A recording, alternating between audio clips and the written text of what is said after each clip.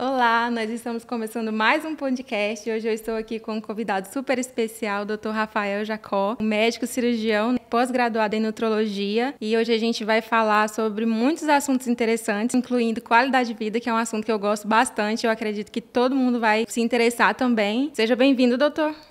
Olá, obrigado. Um prazer estar aqui batendo esse papo contigo. Quem quiser me acompanhar aí também nas minhas redes sociais, né? @dr.rafaeljacó e as demais redes que estão aparecendo aí para vocês. Doutor, eu tenho te acompanhado nas redes sociais, né? Você fala bastante sobre qualidade de vida, que é muito importante hoje em dia. Teve um momento especial, assim, um marco que você lembra que te levou a mudar? Você parou e pensou assim, não, eu preciso mudar o meu estilo de vida, não tá legal, não tá bacana? Eu chamo esse momento de o meu despertar, sabe? Para uma nova realidade, né? Quando eu me formei, eu fui fazer residência de cirurgia geral, né? E é uma das residências mais puxadas, né? Carga horária, pressão. Realmente, ali a gente já começa a passar por uma provação muito grande, por um estresse muito grande. E, consequentemente, quando você está vivendo uma vida assim, você tende a deixar de lado um pouco os cuidados com o estilo de vida, né? Depois eu fui para uma cidade do interior de São Paulo fazer um R3 e ali realmente o meu estresse agravou bastante, sabe? Aí depois eu resolvi seguir carreira em Goiás, né? Fui lá para Itumbiara no ano de 2012 e comecei a minha carreira ali como cirurgião, né? E muitos plantões, né? Aquela vida do médico recém-formado e alguns médicos até que não estão recém-formados, trabalham bastante até hoje, né? Mesmo depois de muitos anos de formado. É uma vida muito estressante e aí os médicos, né, que estão envolvidos nessa rotina pesada, eles tendem a começar a levar um estilo de vida bem inadequado, né? Que você junta estresse com má alimentação, sedentarismo, noites mal dormidas, em plantões da vida, etc., né? Por volta ali de 2013, eu me vi tendo a minha saúde realmente deteriorada, sabe? Eu vi que aquele caminho que eu estava seguindo, eu iria realmente prejudicar a minha saúde. Eu estava me alimentando super mal, né? Sedentário, comecei a ganhar muito peso, muito ansioso, estressado. E eu olhava ao meu redor e eu via os outros colegas médicos, né? Ali os colegas de plantão, às vezes alguns colegas até mais velhos, né, que eu, mas que estavam ali há mais tempo. E eu via o tanto que eles estavam envelhecidos, tanto que eles estavam realmente adoecendo. Cara, eu falei, eu não quero isso para mim, né? E eu pensei, é um contrassenso muito grande o médico, que deveria ser a pessoa responsável por ensinar as pessoas a se cuidar, né? O responsável por ensinar as pessoas a ter saúde, eles estão tendo a saúde pior do que a dos pacientes. E essa estatística ela é real, né? Os médicos, dentro do meio médico, você tem um índice de suicídio elevadíssimo, de dependência química, né? De alcoolismo, de dependência de medicações, né? A gente já perdeu alguns amigos aí nesses últimos anos por abuso de drogas psicotrópicas que são encontradas em hospitais, né? Drogas controladas. E, cara, eu falei, isso é um contrassenso muito grande. E nesse momento eu comecei a acompanhar alguns profissionais, né, da medicina que estavam falando de longevidade, que estavam falando de alimentação, de qualidade de vida e de como isso pode impactar lá na frente, né, na sua velhice, você poder viver mais anos da sua vida com qualidade de vida, né? Naquela época falava muito de longevidade, né? E hoje esse termo mudou um pouco por health span, né? Que é o tempo de vida saudável, né? Porque, na verdade, não é só tempo cronológico que a gente quer, né? A gente não quer só viver muito em termos de anos de cronológico, mas passar, por exemplo, 20 anos da sua vida incapacitado dentro de um apartamento, sem ter independência para sair, viajar, fazer um exercício, fazer as coisas que você gosta, né? Então a gente está falando muito hoje do health span, né? Que é aquele tempo de vida saudável, né? Envelhecer com qualidade, com independência e tal. Naquela época já estava se falando nisso e eu comecei a acompanhar esses colegas, comecei a aplicar esses conhecimentos na minha vida e foi uma transformação assim impressionante, né? Eu comecei a ter mais vitalidade, mais qualidade de vida, eu comecei a perder peso, melhorei minha parte física, emocional. Eu brincava o seguinte, né? Eu acordava no estilo bala perdida ou no estilo fio desencapado. Sabe quando você já acorda atrasado, cansado, com a cara amassada, joga uma água no rosto, nem toma café da manhã e já sai de casa Quando você começa o seu dia desse jeito, a tendência é que o seu dia seja uma porcaria, essa é a verdade, entendeu? Então eu comecei a entender da importância de dormir cedo, de acordar com tempo de manhã, de fazer aquele ritual matinal, né, que eu gosto bastante, de tomar o café da manhã com calma, tomar os meus suplementos, tomar ali o meu shot, tomar, enfim, fazer todo aquele ritual e sair de casa mais leve, mais tranquilo. Você sai outra pessoa, né? Você para a pessoa atravessar na faixa de pedestre, já tem uma troca de olhar, né? Aquela troca de energia positiva. Quando você sai bala perdida, não, você já sai nervoso, buzinando no trânsito. Então, isso tudo eu fui mudando. E como eu vi essa mudança acontecer na minha vida, eu falei, cara, eu quero trabalhar com isso também.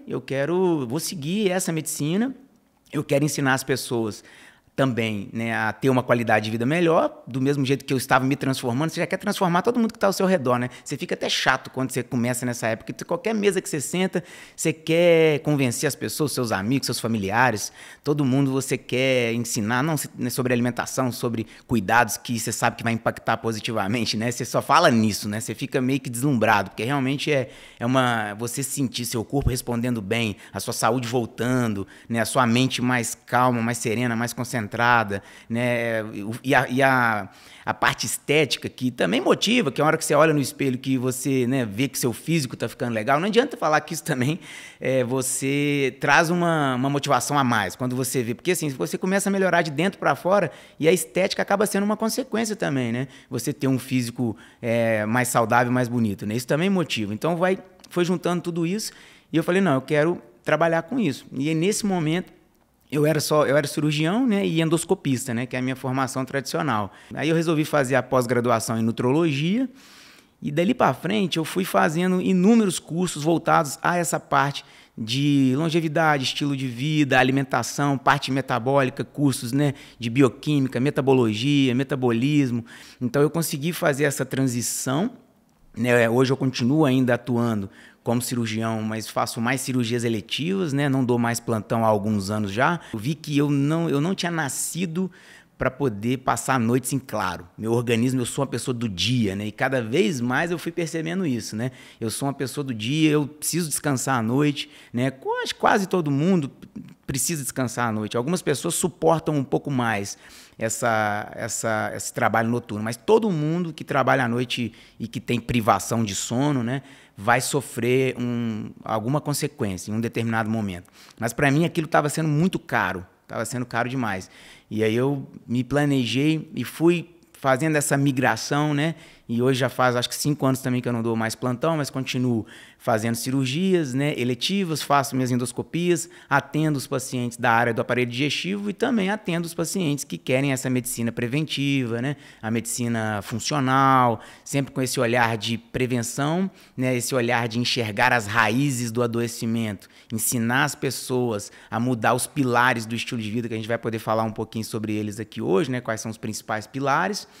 E quando você corrige tudo que está errado, a saúde da pessoa vai se restabelecendo, né? Esse é um dos princípios da medicina funcional, né? Porque se a gente for pensar, tudo começa com uma disfunção. É um desequilíbrio, é uma alteração no funcionamento, seja do fígado, seja do coração, seja do rim, seja do seu intestino, do seu estômago, né, da sua adrenal, alguma glândula hormonal. Às vezes você não tem uma alteração que você pode falar que a pessoa está com uma doença, né? E aí a medicina tradicional tem muita dificuldade de poder lidar com esse tipo de paciente. É aquele paciente que não está bem, mas ele ainda não se enquadra em nenhuma doença específica, entendeu? Então, sabe aquela pessoa assim que fala, pô, eu estou perdendo a minha vitalidade, eu não sou mais o mesmo, eu estou sem energia, sem disposição, né? E eu não era assim. Essa pessoa ela tem muita dificuldade de procurar um médico da medicina tradicional, porque ela não vai encontrar ajuda, infelizmente, dentro da medicina tradicional, porque às vezes ela não se enquadra dentro de nenhuma doença. Ela está começando com uma disfunção, um problema relacionado ao seu estilo de vida, mas ela não se enquadra dentro de uma doença ali específica. Então não tem um remédio para ela. E se ela insistir muito indo no médico tradicional, ela vai ganhar um diagnóstico ou de depressão ou de ansiedade e eles vão passar algum medicamento para ela, porque ela fala assim, a pessoa está procurando problema demais, ela não tem nada, entendeu? Então esse é o perfil de paciente perfeito para procurar um médico que trabalhe com medicina funcional, com nutrologia, mas que trabalhe de forma ética também. Essa área também está se queimando muito, né? Por conta de profissionais que estão vindo para essa área pensando mais na parte financeira, né? Então é uma área realmente que infelizmente atrai muitos charlatões, porque é uma área assim que encanta. Quando a pessoa escuta, né, um médico falando sobre essas coisas, realmente é encantador mesmo, né? Só que aí nessa brecha vem muita gente, né, muitos profissionais que não são éticos e que estão queimando um pouco o filme dessa medicina que é tão linda, se ela for praticada com ética, né? Baseado em ciência, ela é transformadora para a vida do paciente, entendeu? E o paciente que está com essa queixa assim, meio geralzona, ele é o que mais se beneficia, às vezes, de procurar alguém que trabalha com qualidade de vida, porque você vai corrigir onde ele está errando, né? Você vai trazer o organismo dele para um estado mais natural, né? Você vai buscar uma alimentação mais natural, um estilo de vida mais natural, né? Dormir cedo, acordar cedo, né? Se expor menos a telas, ter mais contato com a natureza. Isso é o ser humano no seu instinto mais natural possível. Quando a gente sai do nosso estado natural, a gente vai começar a ter problema, né? O nosso estado natural não é ficar o dia inteiro trancado dentro de um escritório, trabalhando, né? Pelo menos o meu não. Eu sinto que o meu estado natural é de desbravar, de andar. Se eu pudesse escolher, um belo dia eu acordei. O que você quer fazer? Eu queria sair, né? Conhecer o mundo, estar em contato com a natureza, andar. E a gente hoje tem que trabalhar, tem que ficar fechado, tem que estar ali numa vida de todo dia cumprir uma carga horária e tal. Então, realmente, isso às vezes adoece algumas pessoas. Então, você tem que ter os seus escapes, né? Você tem que ter uma rotina saudável, tem que ter sono bom, tem que ter contato com a natureza, praticar atividade física quando você pode linkar os dois, exercício, natureza, né? Você vai tendo esses escapes para você conseguir fazer tudo que você precisa fazer, né? Porque não tem como a gente virar um aventureiro. Eu, pelo menos, a gente tem que trabalhar, tem que ganhar nosso dinheirinho, né? Tem que trazer o sustento ali para nossa casa. A gente tem que meio que saber linkar essas duas coisas para você poder ter uma qualidade de vida boa e não surtar, né? Que hoje ansiedade, depressão estão se tornando as doenças, né, que são os piores males, né? E atingindo cada vez mais crianças, né? Adolescentes, né? Com essa exposição excessiva a telas e toda essa vida moderna que trouxe coisa boa, mas também trouxe algumas coisas que não são tão boas, né? Doutor, nós sabemos que mudanças de hábitos gera muita renúncia, né? É muito complicado. Eu, como pessoa mesmo, já tenho essa dificuldade, né, de mudar algumas coisas, de tirar algumas coisas que não são essenciais, né, e que prejudicam essa mudança de estilo de vida. E você, quais foram as suas maiores dificuldades quando você decidiu adotar esse estilo de vida saudável? E qual você acha que são as dificuldades gerais das pessoas? A minha maior dificuldade, sem dúvida, foi diminuir a cerveja. Eu gostava de chegar em casa, sempre tinha aquela cervejinha geladinha ali. Eu gosto de cerveja, né? Ainda hoje gosto de cerveja.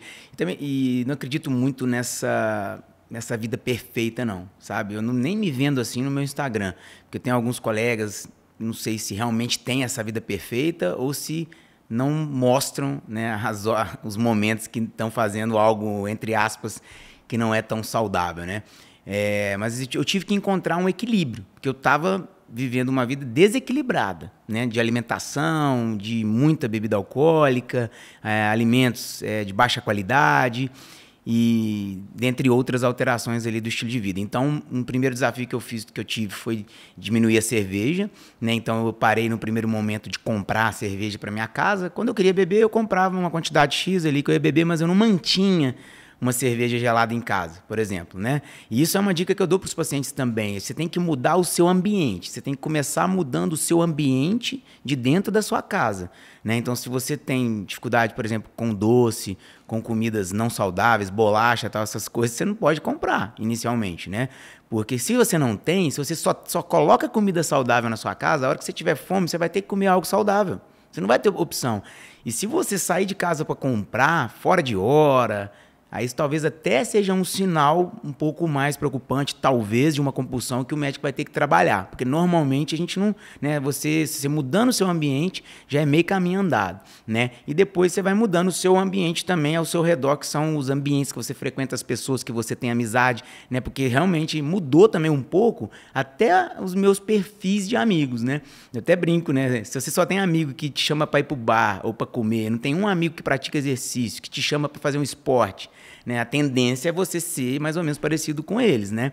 Então, mudar o seu ambiente em casa, isso vale muito para as mães e pais também, sabe? Uma coisa que eu achei bom de eu ter mudado meu estilo de vida antes de eu ser pai, né? Que eu vejo hoje muitos pais errando com os filhos e depois é muito difícil. Você vê crianças, adolescentes, pré-adolescentes, obesos, pré-diabéticos, com problema de colesterol e sofrendo muito para mudar. Então é uma responsabilidade muito grande do pai e da mãe, né, de ter esse ambiente saudável dentro de casa de alimentação. E tem muita gente que tem filhos e ainda nem não sabe se alimentar, né, e acaba fazendo da alimentação da família toda um erro, né? Se eu pudesse dar uma dica assim, de alimentação, porque muita gente vai estar assistindo e a dieta ideal para mim não necessariamente é a dieta ideal para você. A gente faz muito uma medicina personalizada, né? Mas tem algumas coisas que é senso comum, que é quase um senso comum, vamos dizer assim, que vai fazer bem para quase todo mundo, né? Que eu poderia falar aqui. Primeiro, né, retirar alimentos ultraprocessados, né? Eliminar ao máximo alimentos ultraprocessados, né? Segundo, você vai tentar consumir os alimentos o máximo possível na sua origem mais natural. Então, imagina se você fosse um ser humano primitivo andando no planeta Terra.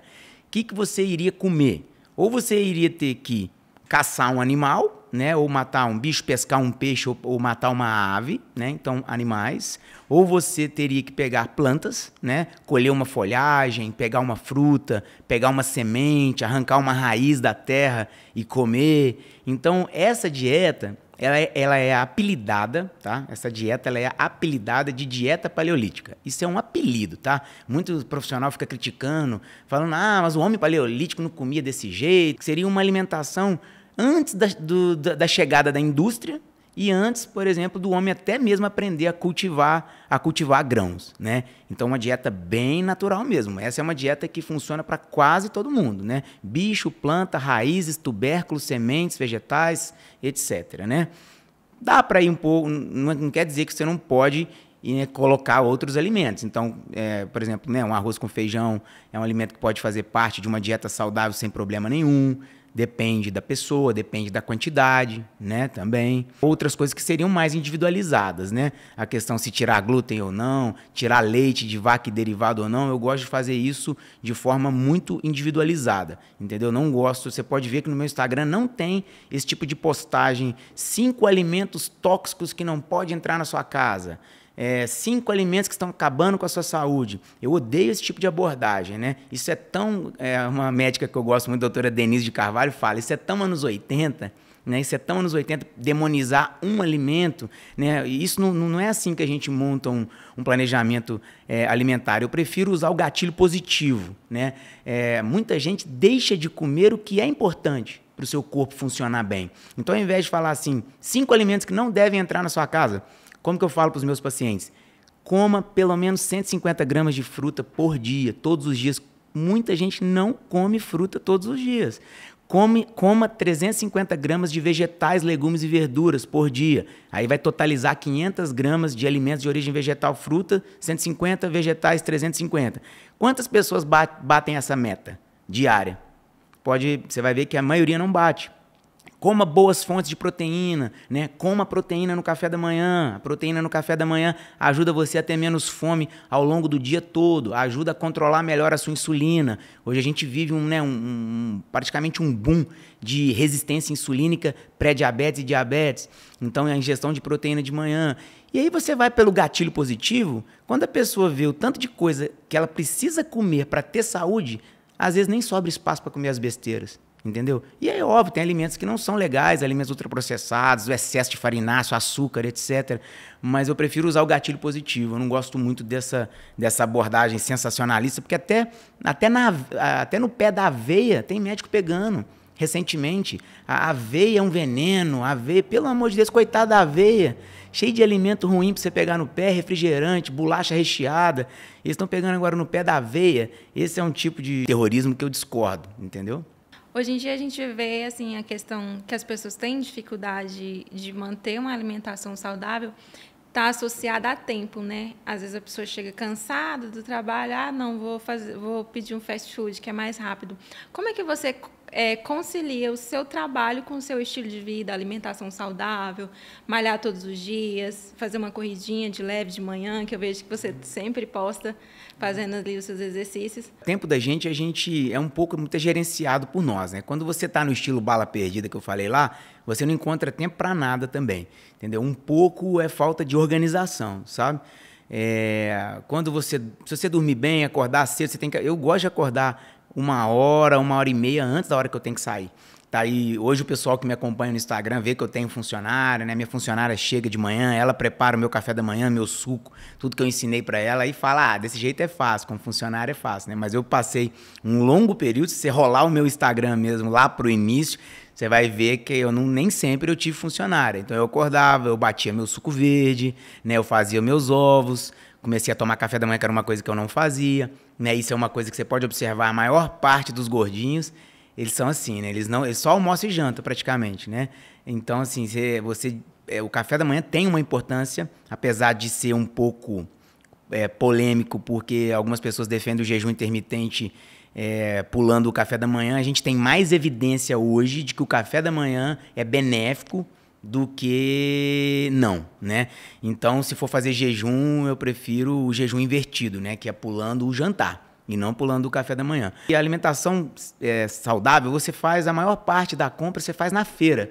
Você não faz no supermercado. Entendeu? Assim, se você não quiser, né? Ou você vai naquela área do hortifruti ali e no açougue. Então, e você dá para se organizar, entendeu? Qual que é a dificuldade de você já deixar uma fruta ali na geladeira para você bater um suco de manhã, fazer uns ovos mexidos que gasta 10 minutos, entendeu? Realmente, quando a pessoa depende de fast food, ela vai ter dificuldade, né? Se você depender de comida pronta, você vai ter mais dificuldade porque normalmente as comidas de disque entrega não são comidas saudáveis. Mas hoje isso está mudando também. Você tem o pessoal que já faz as marmitinhas fit, já faz as marmitinhas saudáveis, né?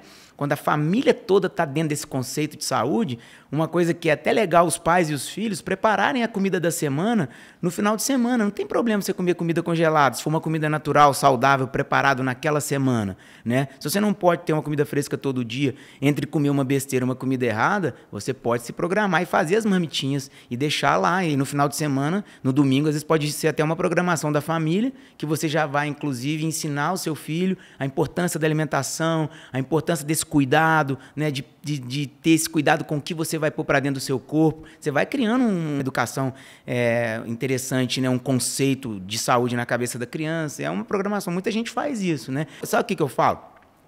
Muita gente fala assim para mim, cuidar da saúde dá muito trabalho, né? Nossa, dá trabalho demais, essas coisas, né? Alimentação dá muito trabalho.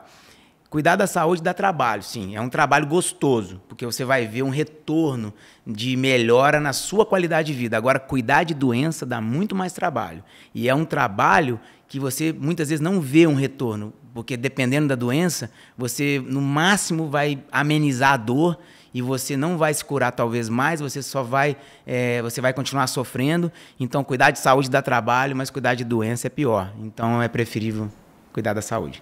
Doutor, nós falamos sobre estilo de vida, né, alimentação, boa alimentação. Eu gostaria de saber a sua opinião sobre a importância da suplementação na medicina. Eu sou um entusiasta da suplementação. Eu gosto muito do auxílio de alguns suplementos. Aí, quando a gente fala suplementos, a gente se refere a um grupo grande de coisas, né? Pode ser desde um whey protein, uma creatina, né? E também os nutracêuticos e fitoterápicos que você pode, às vezes, manipular e colocar em cápsula para poder auxiliar no tratamento de algumas condições, né? Toda vez que eu tenho a possibilidade de tratar o meu paciente com algo mais natural, desde que esse natural seja eficaz e funcione, eu vou priorizar antes da medicação, né? Tem casos que é óbvio que a gente precisa usar o remédio. Então, eu não sou anti-remédio. Eu só acho que existe uma prescrição abusiva e equivocada de muitos medicamentos, né? Que a gente até pode falar um pouco sobre alguns aqui que eu acho que vale a pena falar. Mas a suplementação ela é de um auxílio assim tremendo. Hoje eu não consigo enxergar mais a minha atuação profissional sem o auxílio dos suplementos, né? Porque para tratar diversas condições, tem muitas condições dentro da gastroenterologia, né? Dentro do aparelho digestivo, como a desbiose intestinal, por exemplo, desbiose fúngica, né? Que muitas vezes o suplemento ele é melhor do que qualquer medicamento e às vezes nem tem na farmácia um medicamento que faça o papel que alguns suplementos fazem. Então, a suplementação, ela, quando bem indicada e bem utilizada, ela é incrível. Eu gosto bastante. Vou te dar um exemplo. Pacientes com insônia, né, com dificuldade de dormir, tá? Eu consigo resolver mais de 90% das queixas de insônia com suplemento, com suplementação, com fitoterapia, com alguns minerais, com alguns aminoácidos, etc., né? Tem várias combinações que você pode utilizar de acordo com o perfil de cada paciente, né? Tem ashwagandha, L-tianina, passiflora, valeriana, mulungu, né? Magnésio treonato, magnésio inositol, e 5-HTP, melatonina e por aí vai, né? Então, eu adoro quando eu pego um paciente virgem de remédio, que tem insônia, mas que ainda é virgem de remédio. Porque quando você pega um paciente que já vem tomando um remédio controlado para insônia por muitos anos, é mais difícil você tirar ele do remédio. Não é impossível, não. Tem muitos pacientes que eu consigo tirar, né? Trocando por suplementos mais naturais. Mas, às vezes, você já vai enfrentar uma dificuldade maior com esses pacientes. Então, você imagina, pegar um paciente... Eu acho que todo médico deveria entender de suplementação. Porque você pegar um paciente com insônia, né, e já dá de cara para ele um Zolpidem, de cara, um remédio que surgiu para ser um remédio menos prejudicial do que os Rivotris, do que os tarja preta, né? Tanto que ele é tarja vermelha. Eu não sei por que ele é tarja vermelha até hoje, porque é um remédio que já era para ter sido transformado em tarja preta. Depois da comercialização, a gente vê que ele não é um remédio inocente, ele pode ser até pior do que os benzodiazepínicos, né? É medicamento que causa dependência, tem um aumento de dose, você começa a ter abuso e você também tem efeitos colaterais muito ruins, como sonambulismo. Tem pacientes que fazem cada loucura com Zolpidem, né, de sair de casa dirigindo, separado em blitz e estava, na verdade, sonâmbulo, dormindo, acordar de madrugada, comprar... tem uma paciente minha que comprou 72 pares de sapato de madrugada. E era tudo do número dela. Então, assim, era realmente ela que fez isso. A outra acordou, cortou o cabelo, tinha cabelo cortado, uma tesoura em cima da pia e um vidro de álcool. Ela não sabe o que ela ia fazer, o que ela estava fazendo.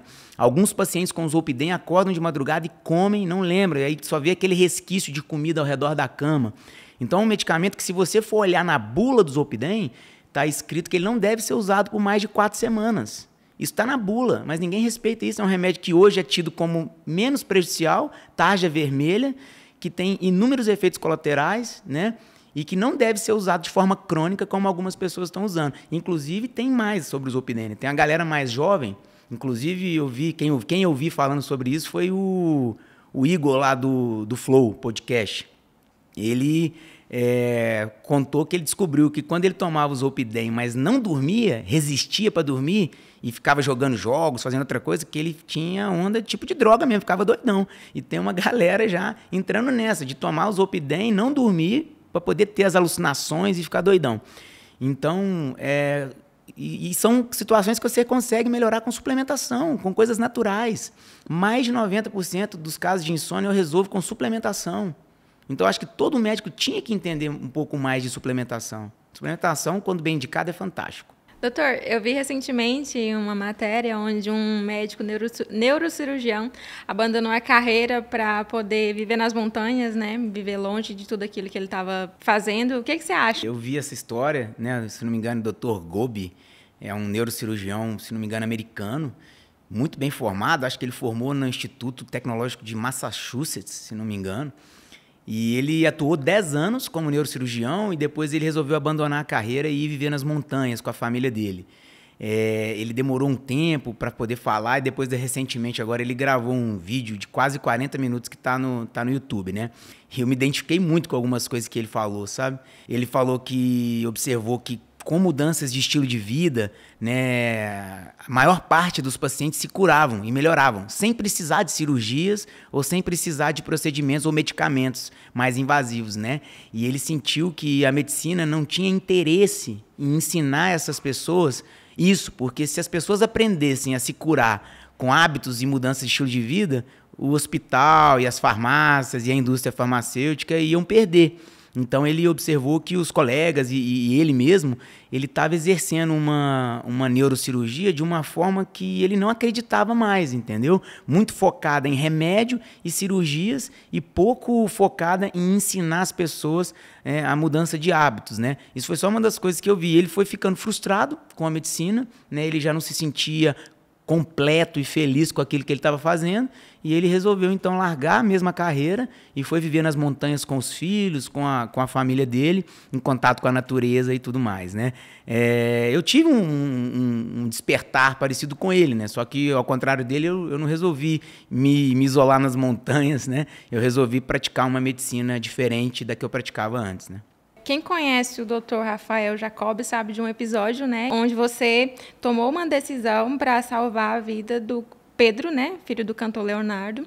E eu gostaria de saber como é para você tomar esse tipo de decisão, né? O que influencia as suas tomadas de decisões? Esse episódio ele foi um marco, né, na minha carreira, né? Eu tinha recém-chegado em Goiás, tinha 3, 4 meses que eu estava em Goiás.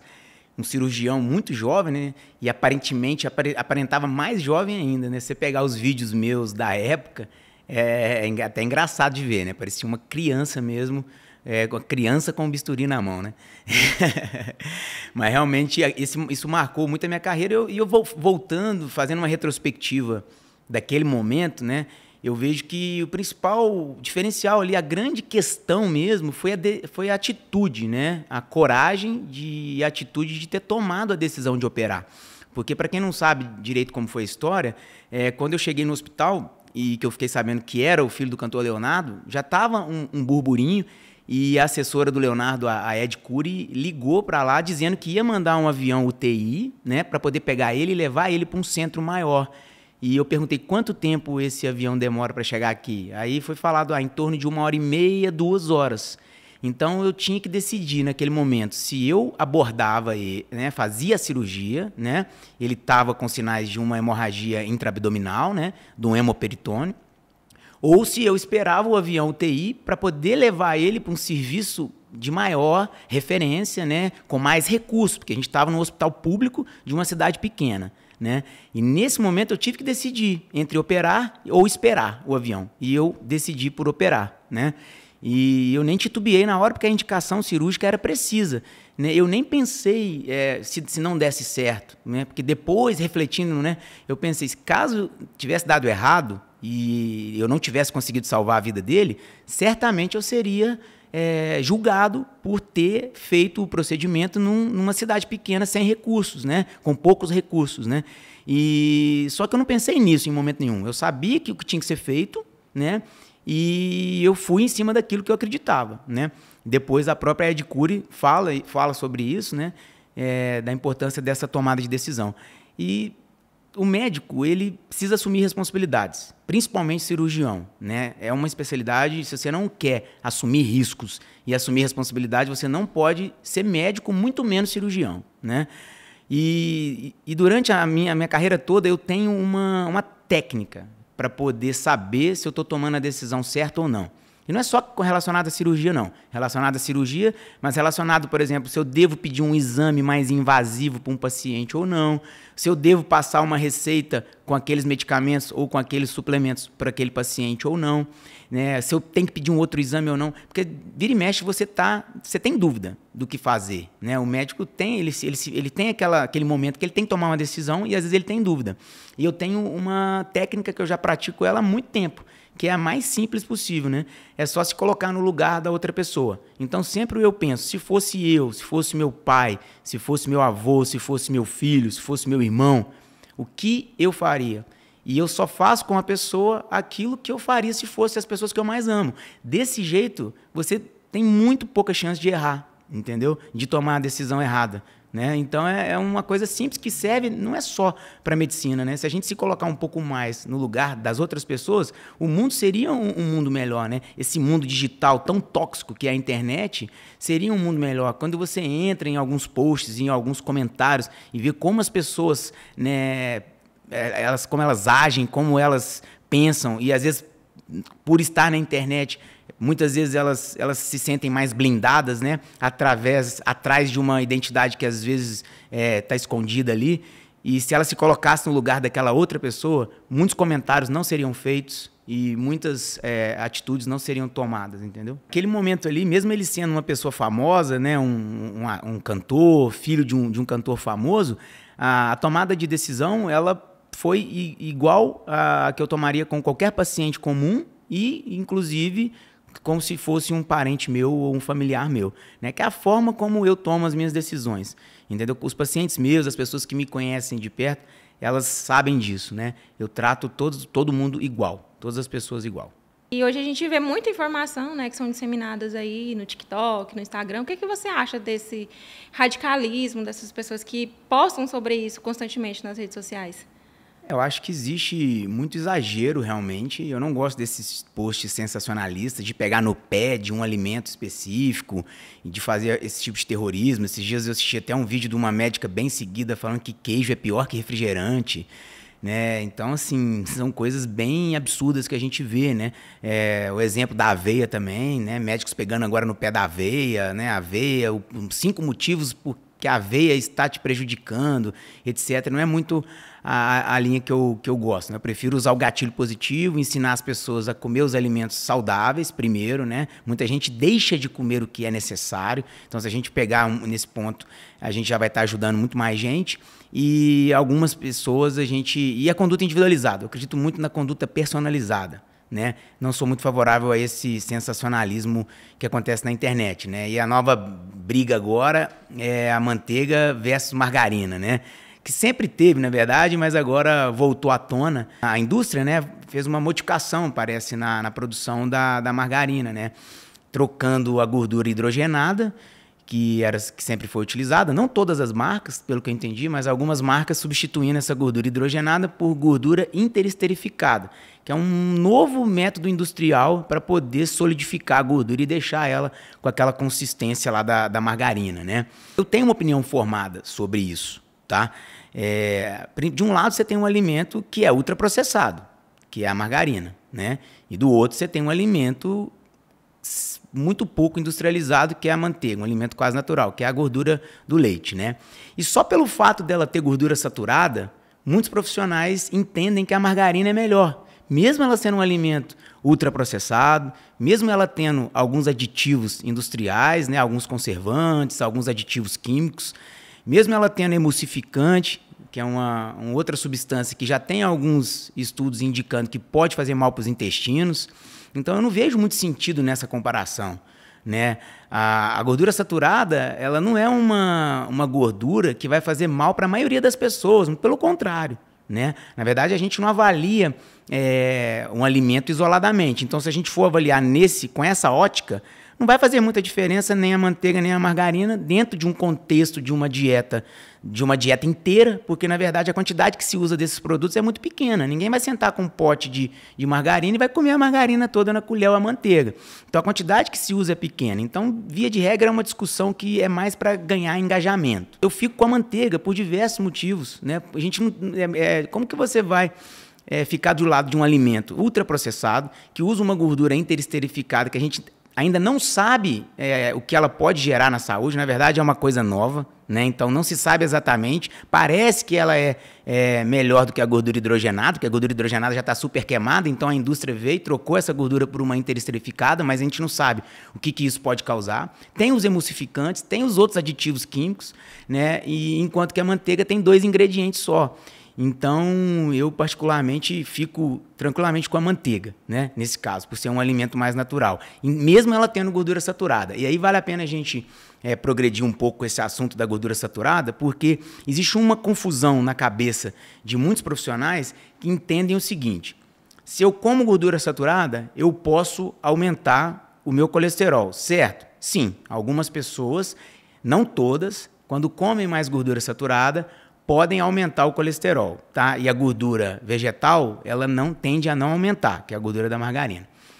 Quando você aumenta o colesterol, você aumenta o seu risco cardiovascular? Essa é uma pergunta, porque eles fazem esse raciocínio. Se você come mais gordura saturada, você aumenta o colesterol, logo você aumenta o seu risco cardiovascular. Errado.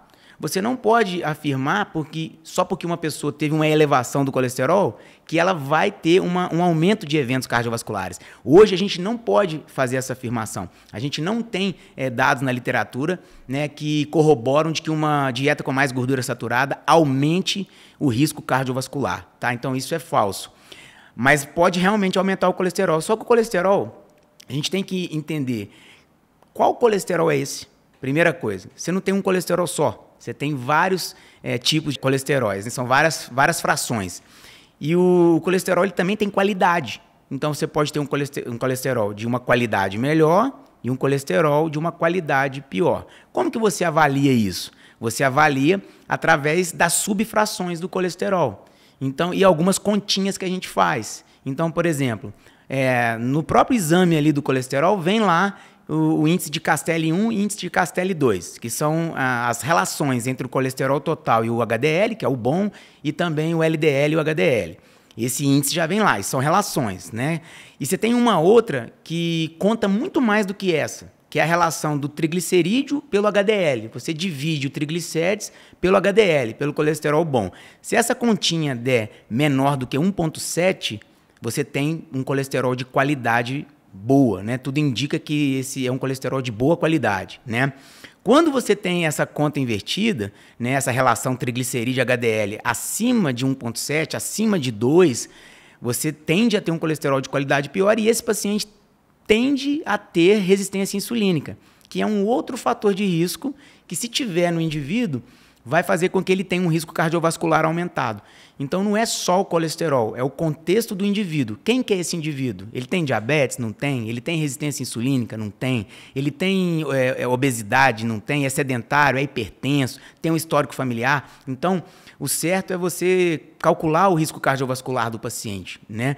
E existem outras relações também importantes do colesterol. Então, por exemplo, você tem a relação ApoB dividido pelo LDL, tá? E você pode também fazer um exame que é mais caro e que a maior parte dos pacientes não tem acesso, que é o subfracionamento das lipoproteínas. Veja só comigo.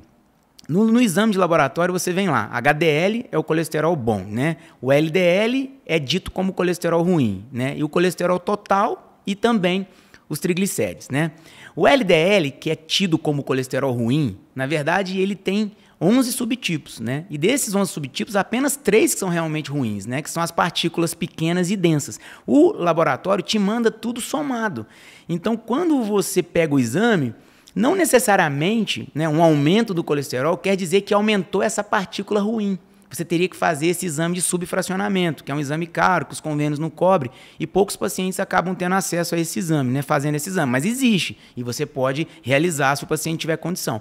Mas através das relações, triglicerídeo dividido por HDL, a polipoproteína B dividido por LDL, o índice de Castelli 1, o índice de Castelli 2, e também o colesterol remanescente, né, que é quando você soma os colesteróis, subtrai o bom ou o ruim do total, né, o que sobra é o colesterol remanescente, né? Então, estudos indicam que colesterol remanescente acima de 24 pode também aumentar o risco cardiovascular, principalmente se for num paciente com resistência insulínica.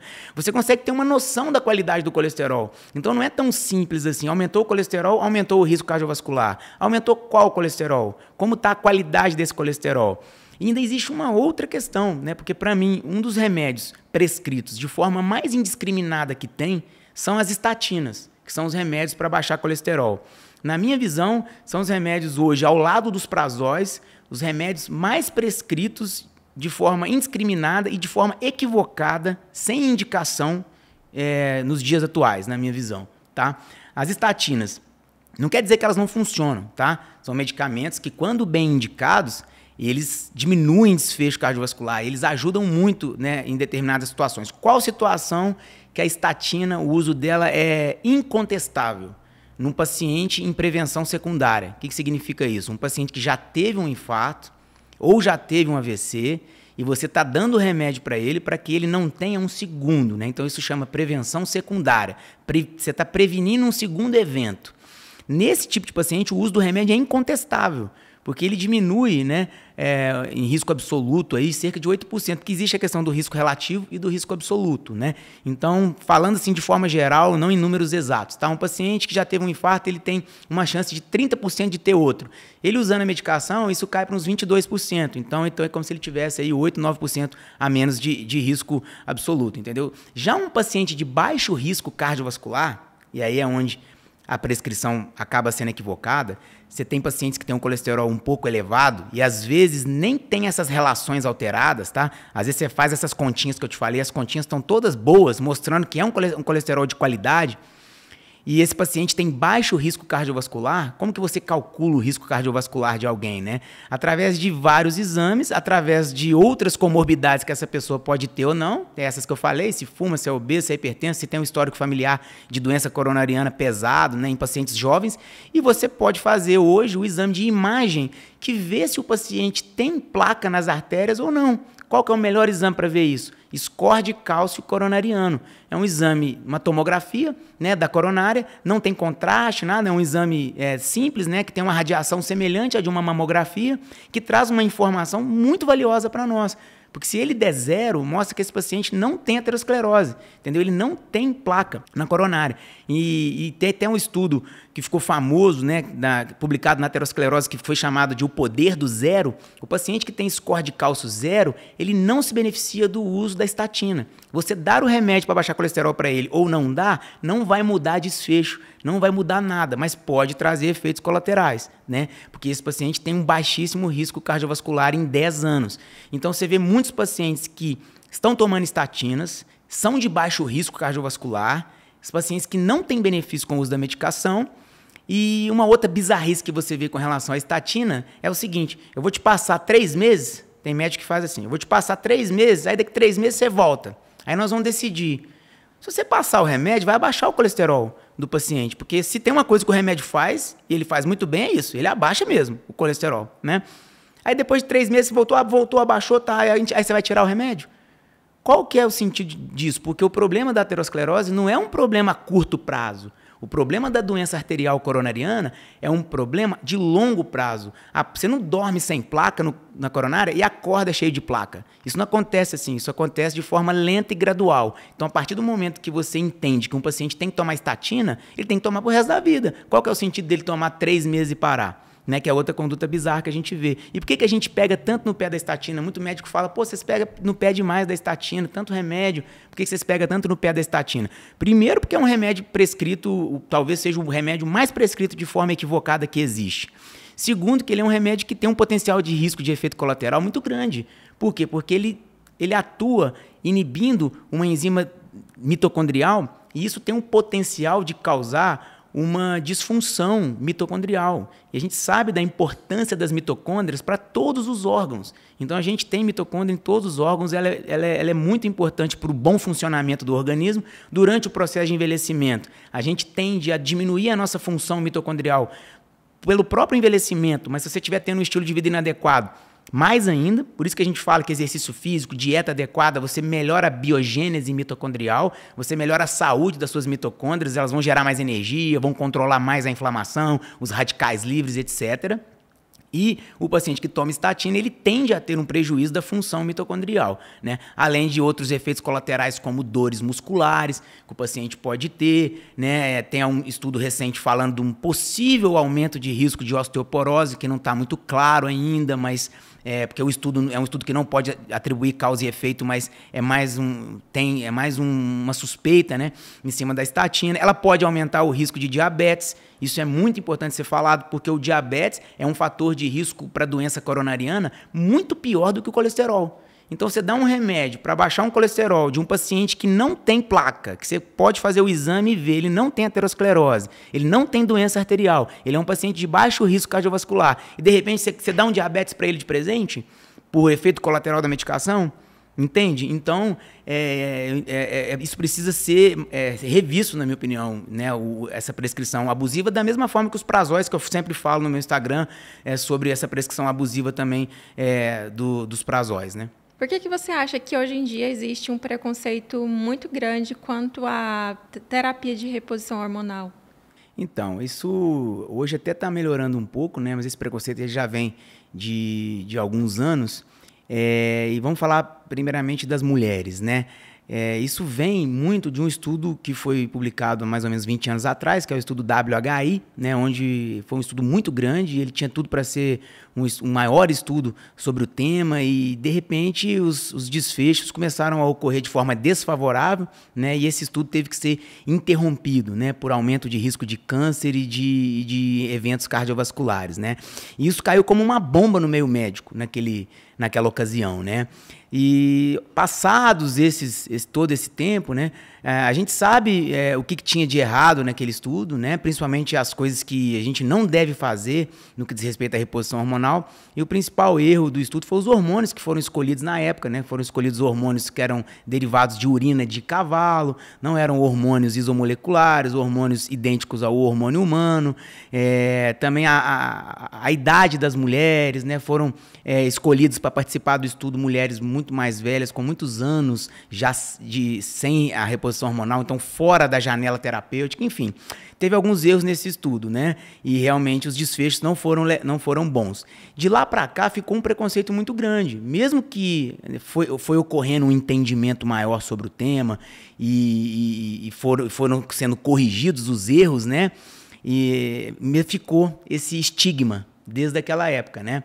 E, infelizmente, ainda hoje, muitos profissionais se mantêm presos a conceitos de 20 anos atrás, né? E privam as mulheres de fazer uma terapia de reposição hormonal que a gente sabe que, feita da forma correta, utilizando os hormônios corretos e as vias corretas, você tem diminuição de risco de doenças, você melhora a saúde. Então, não é que a reposição hormonal é perigoso, é o contrário. É perigoso hoje não fazer a reposição hormonal. Então, uma mulher que não tem contraindicação, logo ela tem indicação de fazer a terapia de reposição hormonal, porque isso vai proporcionar para ela um envelhecimento com muito mais qualidade de vida, menos risco de doenças, menos risco de uma série de doenças. Então, por exemplo, a gente já sabe que a reposição hormonal diminui o risco cardiovascular da mulher, né? Diminui mais o risco cardiovascular do que o uso das estatinas, por exemplo.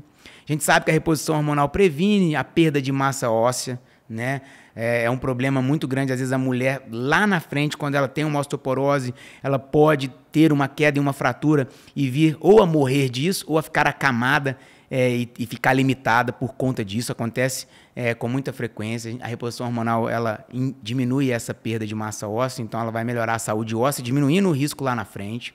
Reposição hormonal diminui o risco de demência, de Alzheimer, diminui o risco de vários tipos de câncer, ao contrário do que se pensa, que reposição hormonal causa câncer. Não, reposição hormonal diminui o risco de diversos tipos de câncer, como câncer de intestino, né, câncer de pulmão, e inclusive o último estudo publicado no final do ano passado mostrou que inclusive o câncer de mama foi diminuído nas pacientes que fizeram a terapia de reposição hormonal, utilizando estrogênio transdérmico e progesterona natural de preferência. Então, na verdade, isso precisa ser quebrado porque a gente pega uma geração de mulheres, né, que perderam a oportunidade de fazer a terapia de reposição hormonal. E quando você perde a janela terapêutica, né, você perde aqueles primeiros 5 anos que a gente chama de período de ouro, quando a mulher começa a repor. Dentro desse período ela vai ter mais benefício.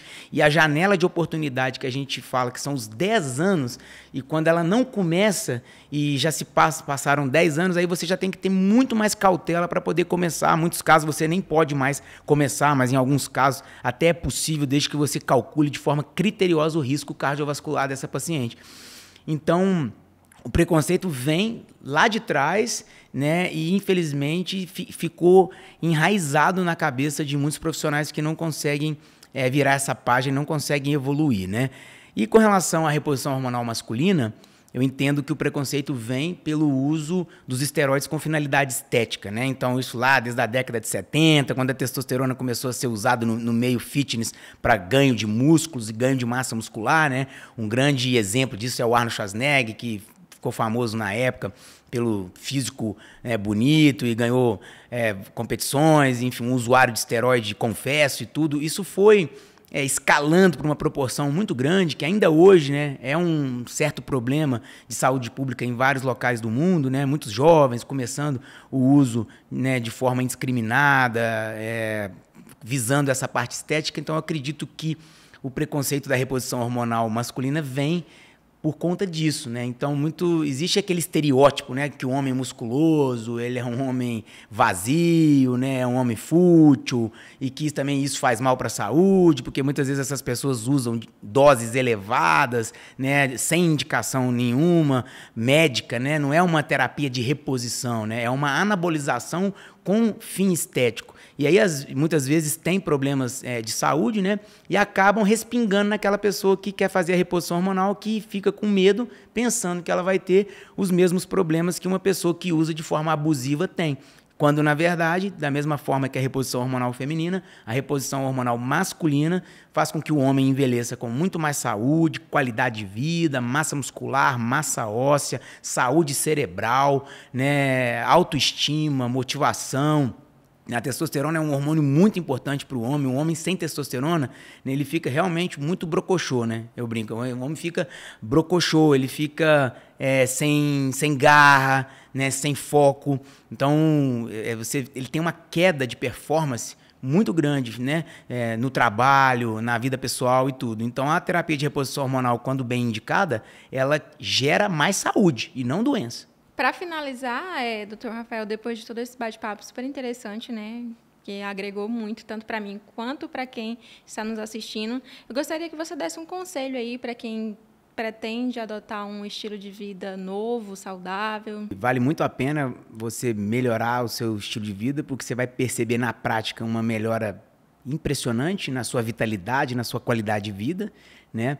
Cuidar de saúde dá um pouquinho de trabalho, mas cuidar de doença é muito pior, é aquilo que eu falei, né, durante o nosso bate-papo. Então comece pelo básico, né, regulando o seu ritmo circadiano, tá? Dormindo cedo e acordando cedo.